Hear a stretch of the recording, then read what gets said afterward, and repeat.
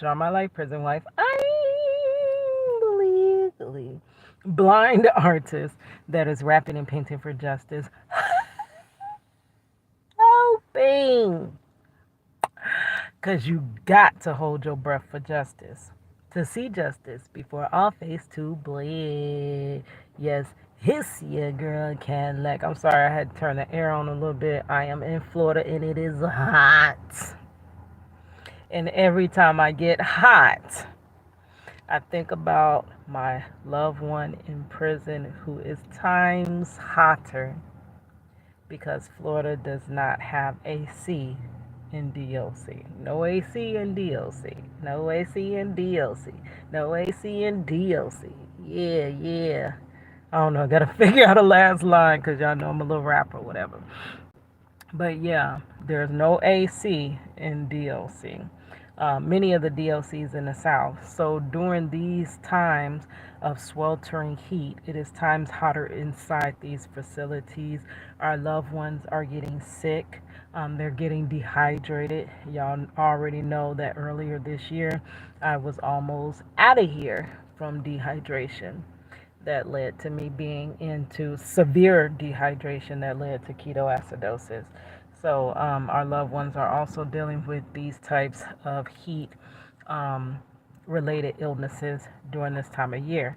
I have where we did the Beat the Heat challenge, where we were asking lawmakers to do just 3 minutes in a simulated DOC cell, and many of them could not do it. Many of them didn't even know what there's no AC in prison. Like, it almost seems as though it is just a basic human right, but our loved ones go through it during this time. So I will link that in the description box. But said all that to say it's hot. So I would cut my AC off so it would not make that noise in the video. But it's hot, girl, and I cannot stand to be in this um, car like that with it hot like this. But it also reminds me that my husband is times hotter. Okay, so today is July the 7th. So it is July is the 7th month, and it's the 7-day girl of 2025. Well, you know, technically, is it the 7th month? We don't. But anyways, I am just going to update you which was going on with my husband.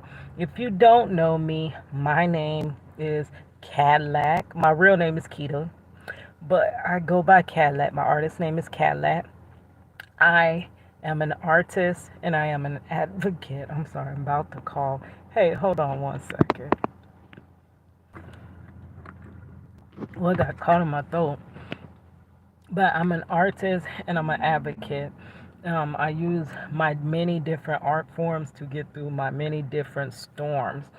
So I am also the OG prison wife. I'm a prison wife because my husband is wrongfully incarcerated, wrongfully convicted, and then wrongfully incarcerated. I have been using my art of many different genres to try to break his story and attempt to get him home. Upon doing that, it has been a long time coming. Upon doing that, which it all started with meeting Mr. Life Jennings, he spawned everything into what it is now, Project Reach the World. It started with Life Jennings, getting my artwork to him and being able to recite a poem to him called 1020 Life. After doing that, he gave me some words of advice. He said to tell that man to never give up, and for me, that life is possible. So before I even met Life Jennings and got him my art, I dreamed it. So it happened in a dream and then in real life. But the dream versus real life, in the dream, it was successful. I made money. I was able to purchase the biggest lawyer I needed for my husband. My husband was home and I was good. We were good. In real life, it didn't happen like that. So I went on to say, well, dreams are not always straight. Whoever you see in a dream is not always the person. So maybe it's not Life Jennings. Maybe it is somebody else. So I went from there, getting my artwork and my story of my husband's wrongful conviction to every and anybody of who's who that came to the state of Florida, right? Or that I came across. And then in 2020, during the shutdown, I brought it to YouTube. That's when I started doing my favorite um, social media creators via Project Reach the World because I had to find out how to do it when we're not. My phone is probably going to overheat. I guess I have to move over this way because that's the direct side. But I was trying to find a way to do Project Reach the World via online because it's no longer in person. It's harder to do my project online because online you deal with a lot of the it's oversaturated and there's so many people online and you dealing with now an algorithm, whereas if I'm telling you my story and give you my artwork in person, there's no algorithm to stop me from telling you the story, right? But online, it's an algorithm that can completely just not show you my content. It can block my content when I say certain keywords that they don't want said online. It could do a lot of different things. So basically, I have been buried in the sea, like they call it, the YouTube sea of videos. So people can't really find me like that. My latest project, Reach the World, was Taylor House Publishing. Y'all, if y'all are not on to his channel, y'all need to get on to his channel because he's really um, breaking stories and shedding light on stories such as my husband. He hasn't touched my husband's story, but he has covered other stories of people done unjustly, and he himself was actually wrongfully accused, but rightfully acquitted, like his book. That's the title of his book. So he beat his case, which is not normal, but he was my last project, Reach the World, of this that I've done, and I did one prior to him, Introverted Rockstar, another great content creator. If you're not already following him in the realm of justice, you got to follow him. I'm like, I love this new breed that is actually talking about justice, real stories, really saying what needs to be said. Like, I love it. So those have been two that I have done Project Reach the Worlds for via internet. I did some last year. Um, so I got to get back to it. But it's a lot harder trying to deliver your story online. Well, anyways, that made me, an advocate. And in trying to fight for my husband, I realized and found that there are so many other people wrongfully incarcerated. It is not a mistake. I used to think it was a mistake. I now think it's a purposeful mistake. And it happens to so many because of the practices that they continue to follow. They follow the formula that doesn't quite work and they keep doing it. They stick to it. They don't deviate from it. So it's going to keep giving them the same results, wrongful convictions. My husband's not the first, and because we cannot get reform, he's not going to be the last, which is so sad. So some of these young babies now, which I have a grandson, I have nephews, some of these babies are going to go through this same thing, unfortunately, wrongful convictions. But anyway, so 23 years it's been that my husband's been wrongfully incarcerated, and it's getting like everyone is getting stir crazy. Like on my side, it's harder. People are going to tell you, you just have to be patient. You just have to be patient. But the thing is, once you've been patient for a very, very, very long time, it's not as easy to just stay patient. It's like everybody is human, though most people like to tell you, oh, I don't worry about it. I just hand it over to God and I just do. But they don't tell you, which is the thing to do, but they don't tell you the struggle that they had. Like it was just so easy to pass it off to God. Like, and they didn't struggle no more, and it didn't bother them no more, and it didn't, put them in their feelings no more, which is a lie. Like if you're gonna tell a testimony, I think it's better to tell a testimony that is transparent. Tell me the truth because that's what I can relate to.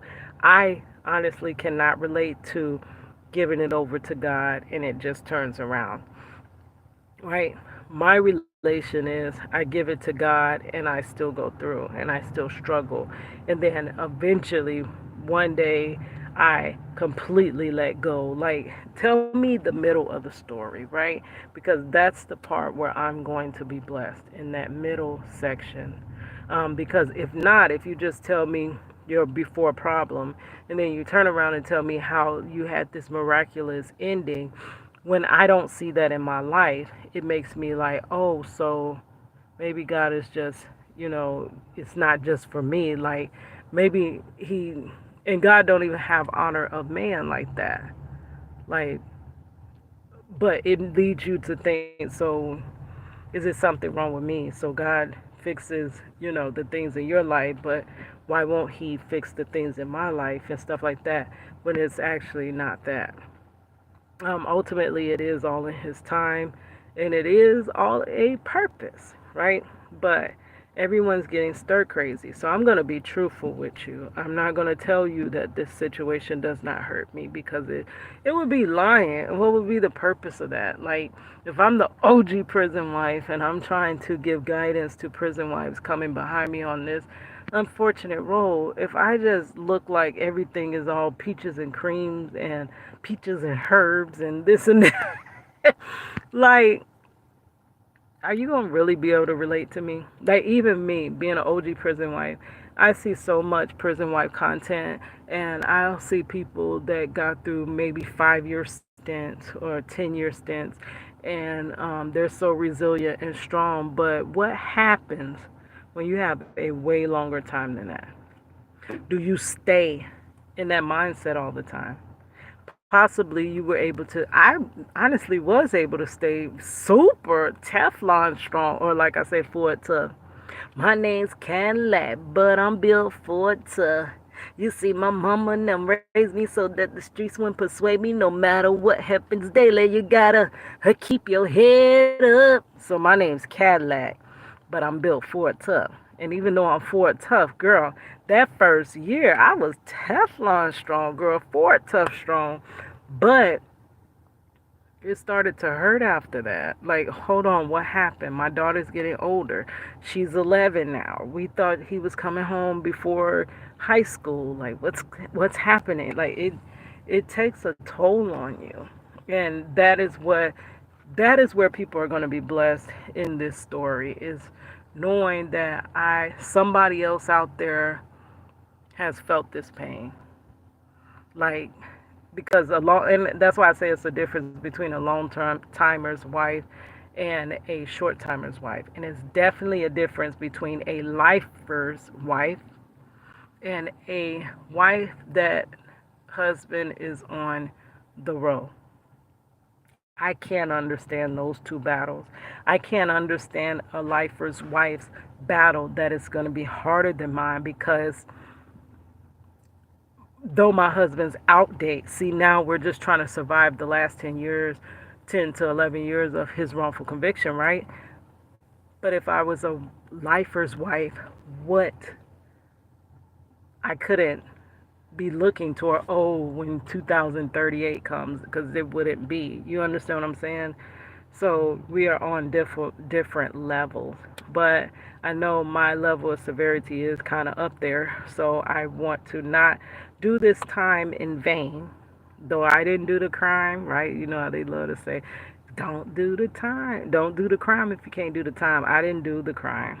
And neither did my husband. But we're definitely all doing the time. His daughter as well is doing the time. Our grandchildren are doing the time. Our whole family is doing the time behind a crime that not only it's a fabricated crime, it didn't even happen. Did not even happen. It is something that rather than letting my husband go, the officer put in place a fabricated crime because they were going to get him for something, right? But so my husband's going through it because he's been locked down for 23 plus years, and if you're going to include jail, it's 24, and he's tired. They took him at age, wrongfully arrested him at age 19. By 20, his life was behind bars. Like, that's all he knows. He's about to be 44, which his birthday, ironically or prophetically, is National Wrongful Conviction Day, October 2nd. He will be 44. So they took his best years of his life. They took what he could have been, what he would have been, and should have been. They took all of that and they threw that away. And tore our family up, was supposed to break us, but he didn't break us, right? I had a song about that too. Y'all haters been mad, but show can't break me. Y'all haters swing, but always miss. I'm dodging insults, they countless. What's oh, I forgot the rest, girl. But anyways, y'all haters bend me, but show can't break me. So they tried to break us, but they only bent us. But it's been a long time, and they took a lot from him. And now, what he's going through, being transferred, y'all know, just last week, surprisingly, Wednesday, they transferred him out of nowhere. And he was close to home, like 35 minutes away on the highway. I just came from Vizzo yesterday. I'll probably do the visitation vlog in a whole different video because I am about to go out with the kids and this will be way too long.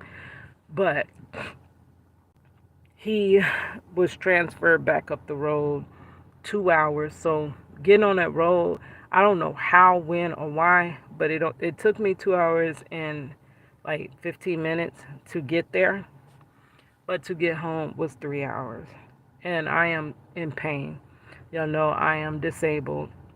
Beyond being legally blind, I have 5 herniated discs in my neck. I'm sorry, I have 3 herniated discs in my neck and 5 pinched nerves. So driving, and I have sciatica, can't hardly sit that long. That's why those long drives really hurt me. So today I am in pain from going to visitation. So that was one thing we did not have to deal with because he was close to home. But now with him being back up the road, we're back to this. Seems like square one.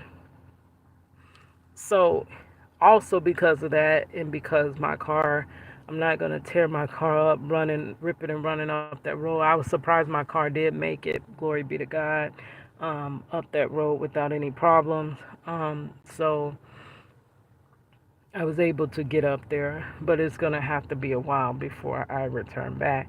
So he knows that's going to be less visits with us and our grandchildren because now we're grandparenting through the same prison bars that we raised our daughter through because of this wrongful conviction.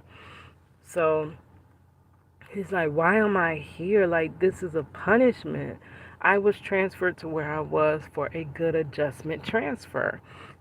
It was a reception center, though. I don't know why they sent him to the reception center.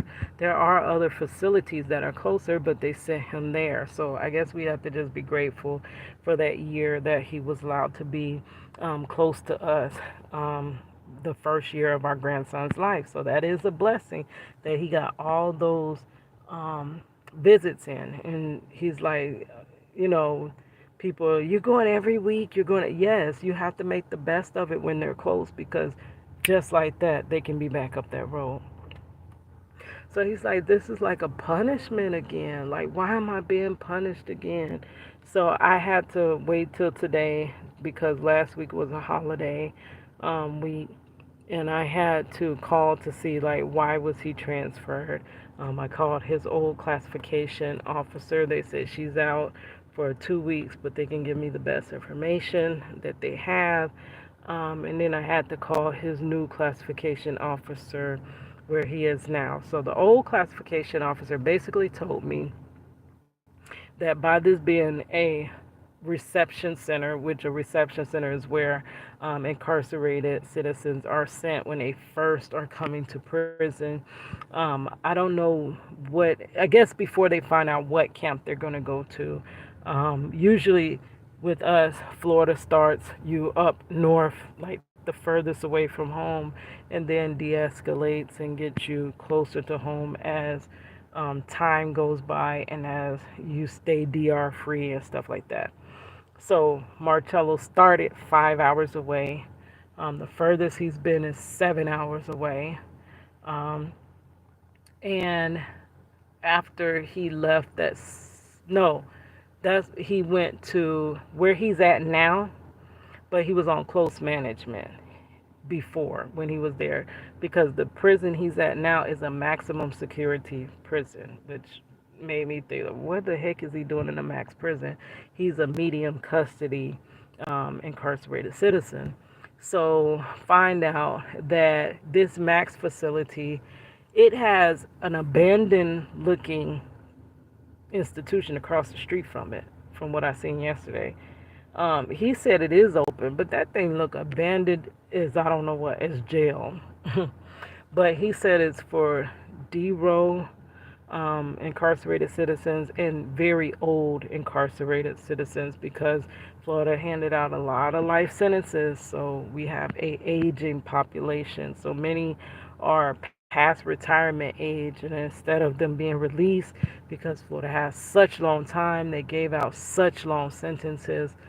There's no alleviation. This is also why there's not a lot of room in the prisons, and prisons are to critical capacity because, and Florida got rid of parole, no parole. So, in those that are eligible, that were incarcerated like in the late um, 80s, early 90s, that are eligible, they don't grant it all the time. So, it's hard to alleviate their population. So now Florida prisons are to critical capacity. Not just Florida, but many of the prisons in this whole country. So they said they need the bed space. Well, you can release my husband from his wrongful conviction if you really want the bed space, but don't seem like they're trying to do that. So they're saying that in this facility, they need it for people that are being brought into the system, right? Um, Reminds me of the video where I liken DLC to a hoarder's house. They need more room for their hoard. So, because my husband is taking up room for those that are to come in, they had to transfer him to a place which was a maximum facility. It still is the max prison. Is actually where serial iller Ted Bundy was housed. Um,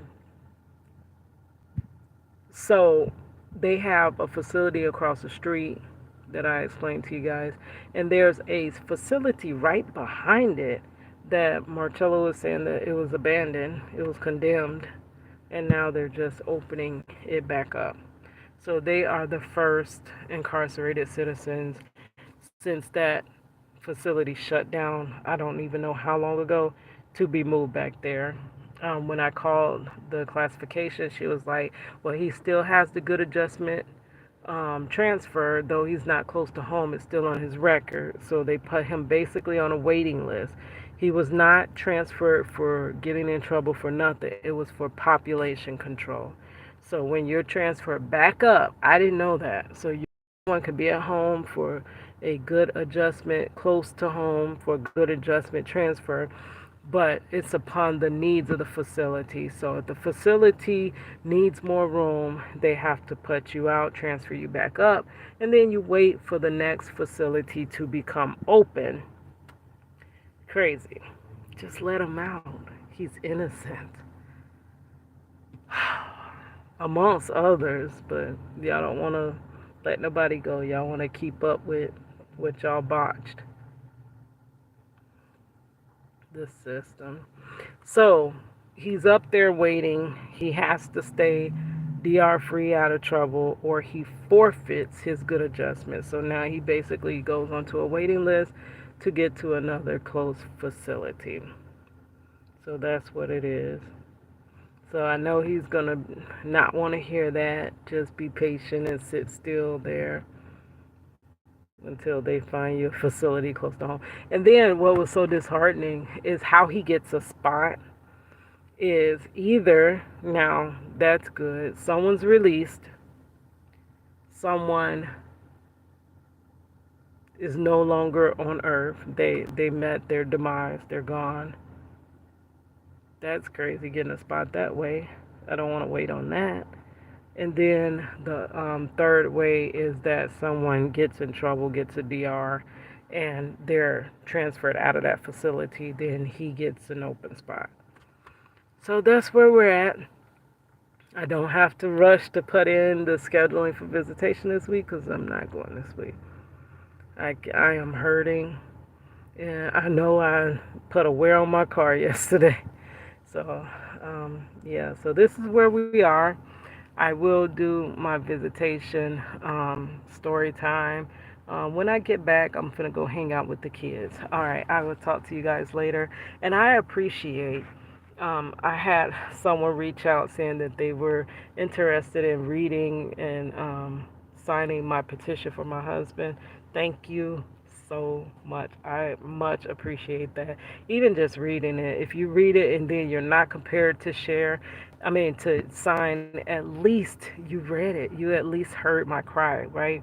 But if you sign, thank you, thank you, thank you, because I gotta start getting that petition going before they shut my.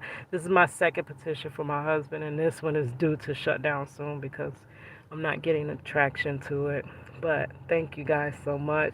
I can put it in the description box as well, so that anybody that is compelled can read and sign it. Thank you. I appreciate you guys, and thank you for whoever is here. I do see it ticking up, and I do thank you because this has been a long time coming. I am getting impatient. He is getting impatient, but we're trying our best. And through God, He's the only one that's strengthening us through this mess. Oh, that rhyming. I wasn't even trying, girl. But all right, hiss ya, girl, Cadillac. Talk to you guys later.